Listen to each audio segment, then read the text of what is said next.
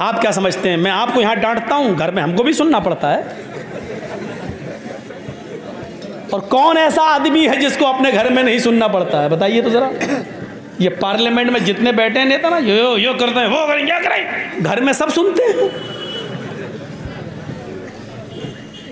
सबको सुनना पड़ती है अपने, बल्कि इन नेताओं की, इनकी बीवियां जितनी निगरानी करती किसी की नहीं करती। बार बार पूछते हैं कहाँ हो, उनको मालूम है ये नेता है ना, किसी और के साथ ना लगा हुआ हो, इसलिए बार बार पूछती कहाँ हो कि नहीं साहब ये पान वाले की, अच्छा मेरी बात कराना जरा। बड़ा अजीब हाल है, शक है, अच्छा मैं फला की दुकान पे हूँ, जरा जूता खरीद रहा हूँ, अच्छा जरा जूते वाले से मेरी बात कराना। जूते वाला फ्री में मजे ले रहा है, अरे बीवी तेरी नेता की, मैं बात करने का मुझे मिल रहा है। अजीब अजीब सूरत हालें पैदा हो गई, निगरानियां हो रही हैं, सबको सुनना पड़ती है। हजरत उमर फारूक के पास एक सहाबी आए, अपनी बीवी की शिकायत लेकर, दरवाजा खटखटाया, सोचा घर के अंदर है, वो बाहर बैठ गए, अभी निकलेंगे हजरत उमर, बैठ गए वो। थोड़ी देर के बाद क्या देखते हैं, घर में आवाजें आ रही हैं, उनने कान लगाया जो दरवाजे से, तो क्या देख रहे हैं, उमर फारूक की बीवी उमर पे बरस रही हैं। चले जाते हो, बैठे रहते हो खिलाफत में, इधर गए उधर गए, खाना कौन लेके आएगा, पकने को कौन लेके आएगा, बच्चों का क्या होगा, बच्चों की पढ़ाई, बच्चों का खाना पानी, बच्चों के कपड़े लत्ते, क्या है तुम्हें कोई फिक्र है? जब देखो गरीबों की पीछे लगे रहते हो, कौन जरूरतमंद है, दूसरों की जरूरत पूरी कर रहे हो, अपने घर की फिक्र नहीं। हजरत उमर सुन रहे हैं, गर्दन डाले, इसने देखा है ये क्या करेंगे, दूर हमारी शिकायत, हम तो अपनी बीवी की शिकायत लेके आए, ये क्या करेंगे, बोर्ड के चला गया बेचारा, जाने लगा। हजरत उमर फारूक थोड़ी देर के बाद निकले, देखा वो जा रहा है, उसको बुलाया, आवाज देंगे, ए मिस्टर इधर आओ। क्या इधर, तुम आए थे? कहाँ, किस लिए? का कुछ नहीं, वो अब मैं जा रहा हूँ। अरे तुम कुछ शिकायत लेके आए थे ना? नहीं नहीं नहीं, अब मैं जा रहा हूँ। बताते क्यों नहीं हो? आए थे शिकायत लेके, चल दिए। कुछ बात हो तो बताओ ना, क्या बात है? मैं अमीरुल मोमिनीन हूँ, लोगों का खादिम हूँ, मैं आपके ही काम के लिए बैठा हुआ हूँ, बताओ क्या जरूरत है? कहने लगा, अमीरुल मोमिनीन जिस काम के लिए आया था वो काम आपके बस का नहीं है। मेरे बस का नहीं, कहा वो मैं देख लिया हूँ, अब मुझे जाने दीजिए। कहा हुआ क्या ये तो बताओ। कहा अमीरुल मोमिनीन मेरी बीवी मेरे ऊपर रोज चढ़ जाती है, डांटती है, फटकारती है, उल्टा सीधा बोलती है। मैं अपनी बीवी की शिकायत लेके आया था, लेकिन देख रहा हूं कान लगा के सुना तो आपकी बीवी आपको डांट रही है, उल्टी गंगा बह रही यहां। तो आप कुछ बोल ही नहीं रहे, आप सुन रहे चुपचाप, खामोश बैठे। 22 लाख मुरब्बा मील पर हुकूमत करने वाला भी अपनी बीवी की सुन रहा है। तो हजरत उमर फारूक से कहा कि आप तो खुद ही परेशान हैं, मैं जा रहा हूँ। हजरत उमर ने कहा, अच्छा सुनो, शादी हो गई? हाँ। बच्चे हैं? हाँ। बच्चे किसके हैं? उसने कहा मेरे। दूध किसने पिलाया? कहा मेरी बीवी ने। दूध पिलने का पैसा दिया? कहा नहीं। खाना कौन पकाता है? कहा बीवी। कहा तुम्हें मालूम है बच्चे बाप के होते हैं, अगर माँ उसकी दूध ना पिलाए तो बाप ज़बरदस्ती दूध नहीं पिलवा सकता। अगर माँ ये कहे बीवी के मुझे आपके बच्चे को दूध पिलाना है, मुझे इतना रुपया महीना चाहिए, तो आपको उतना रुपया महीना देना पड़ेगा, दूध पिलाई। दिया तुमने? नहीं। कहा वो हमारे बच्चे को दूध पिला देती है, पैसा भी नहीं लेती है। बच्चे आपके हैं, पेशाब करें तो आप धुलाओ, लेटरिन करें तो आप धुलाओ, कौन धुलाता है? कहा मेरी बीवी। कहा अगर वो ये कहे कि आपके बच्चे ने गंदगी किया आप धुलाइए, तो आप ही को धुलाना पड़ेगी, लेकिन वो धुला देती है। खाना कौन बनाता है? कहा बीवी।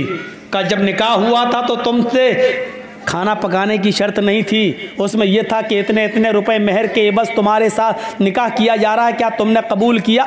इतने इतने रुपए मेहर के बस तुम्हारे निकाह में, अलावा नान नफका, तुम्हारे निकाह में फला की बेटी के साथ तुम्हें निकाह हो रहा है और पढ़ा दिया गया, क्या तुमने कबूल किया?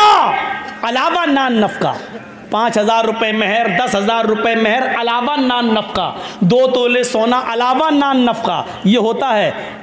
4,000 रुपया, 2,000 रुपया मेहर, सिक्का राइजुल वक्त, अलावा नान नफका, ये लिखा जाता है रजिस्टर पर। अलावा नान नफका का मतलब जानते हो? अलावा यानी 5,000 रुपये ये तो नकद आपको देना पड़ेगा बीवी को जो मेहर है, अलावा नान नफका।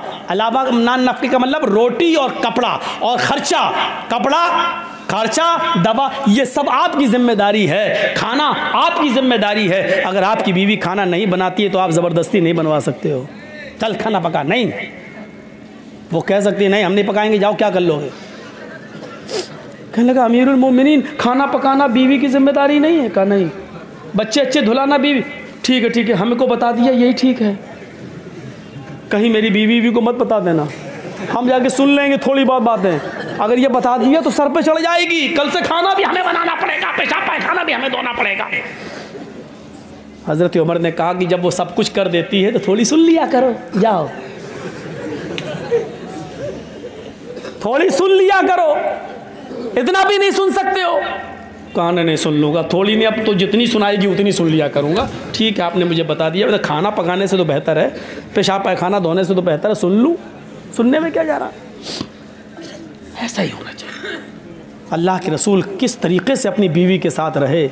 नाराज़ हो गई अम्मा आयशा। एक बार अल्लाह के रसूल के पास खजूर आया तो अकेले नहीं खा रहे हैं, आयशा नाराज़ हैं, पहल खुद कर दी, आयशा लो खाओ। अब वो गुस्से में थी,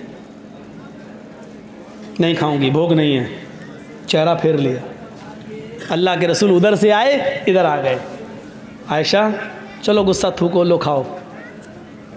यानी उन्होंने चेहरा इधर किया तो अल्लाह के रसूल उठ के इधर आ गए। हम लोग होते और नाराज़ होती हमारी बीवी तो क्या होता, सही बताना। जर्जी साहब ने कहा लो खाओ, अब वो गुस्से में कहते हाँ मैं नहीं खाना, तो हम थोड़ी उधर आएंगे। जैसे चेहरा उधर घुमाया, मुंह पकड़ के खा रही कि नहीं खा रही, नखरे मत दिखा जाता, एक तो मना रहा हूँ तुझे, चल खा ले। हमारा रहन सहन ये है।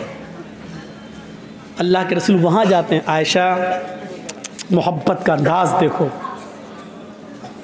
आयशा लो, कायनात का इमाम अपनी बीवी को मना रहा है, और बीवी को मनाने से कोई छोटा नहीं हो जाता है।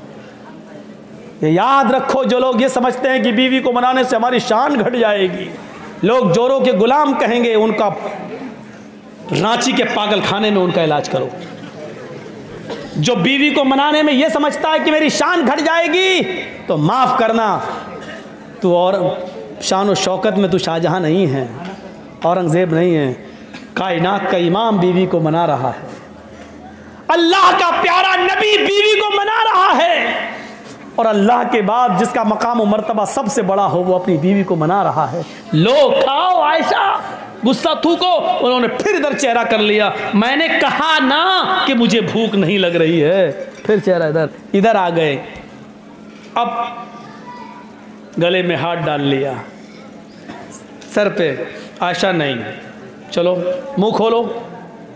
अब आप ये भी नहीं कह रहे लो, अब आप क्या कह रहे हैं, मुंह खोलो, चलो कुली बिस्मिल्लाह, चलो अल्लाह का नाम लेकर खाओ।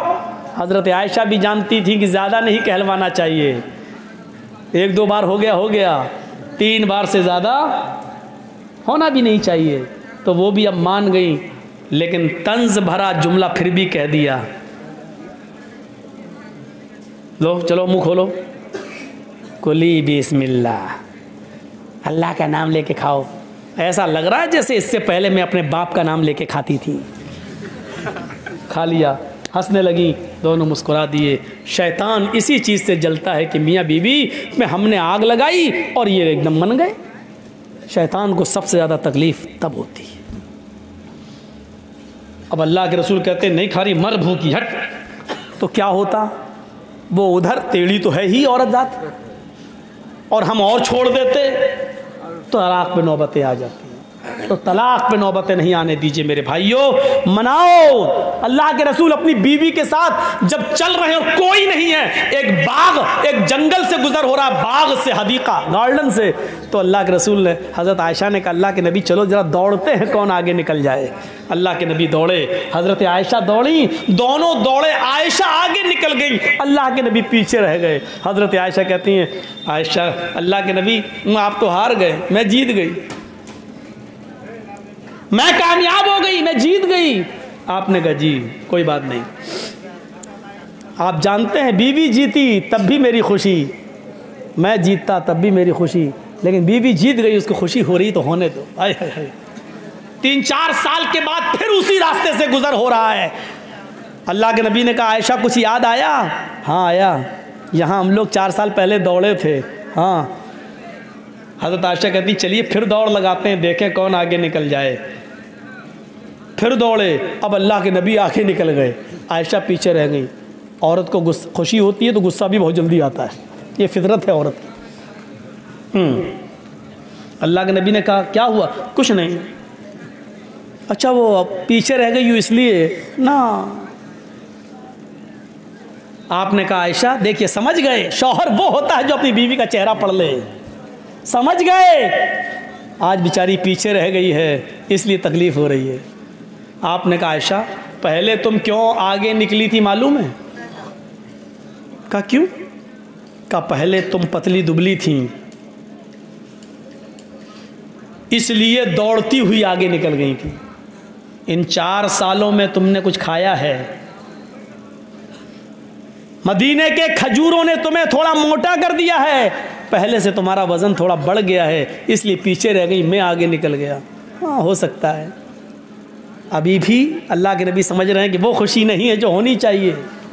आपने कहा आयशा इसमें गुस्सा होने की क्या बात, एक मरतबा तुम जीती, एक मरतबा मैं, मैच डिरा, फाइनल हम लोग दौड़ेंगे ही नहीं कि किसी को तकलीफ हो।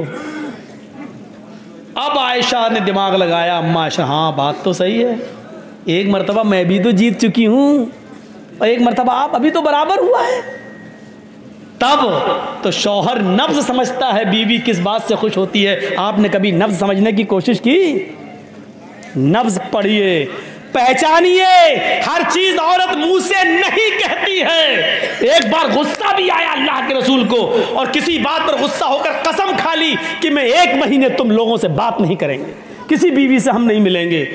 कसम खा ली, 1 महीने कसम पूरा करने के लिए आप ऊपर चले जाते, नमाज पढ़ के आए और छज्जा था वहाँ लकड़ी का तख्त, उसी पे चले जाते थे, किसी से नहीं बात करते थे। 29 दिन हो गए, मगरिब की नमाज पढ़ के आए, कहा आयशा सलाम अलैकुम, लाओ खाना वाना लाओ, क्या बनाया है? हज़रत आयशा खाना लेके आई, लेकिन 29 दिन के बाद फिर तंज मार रही हैं। क्या कह रही हैं? अल्लाह के नबी जी आपने तो 1 महीने की कसम खाई थी, आज तो 29 ही दिन हुए हैं, सब्र नहीं हुआ? ये औरत की फितरत है, वो कुछ ना कुछ कहेगी। और मर्द की फितरत ये होनी चाहिए कि उसको अपनी औरत की सुनना चाहिए। देखिए हम कितनी अच्छी बात बता रहे हैं आपको, यहाँ से सीखिए। अल्लाह के नबी से क्या कहा हज़रत आयशा ने? आज तो 29 ही दिन हुए हैं, मगरिब के बाद आ गए, खाना लाइए। आपने तो 1 महीने की कसम खाई थी कि मैं बात नहीं करूँगा, सब्र नहीं हुआ, 29वें दिन बोले। तो अल्लाह के रसूल ने ऐसा जवाब दिया, आयशा चुप हो गई। आपने कहा आयशा महीना 29 का भी तो होता है, और देखो चांद हो गया है, यानी महीना खत्म। मगरिब में हम चांद देखा गया, महीना 29 का भी होता है, और आज 29 का चांद हुआ है, यानी महीना खत्म। मैंने 1 महीने की कसम खाई थी, महीना पूरा हो गया। अच्छा चांद हो गया। हाँ, ये है मियाँ बीवी के दरमियान ताल्लुकात।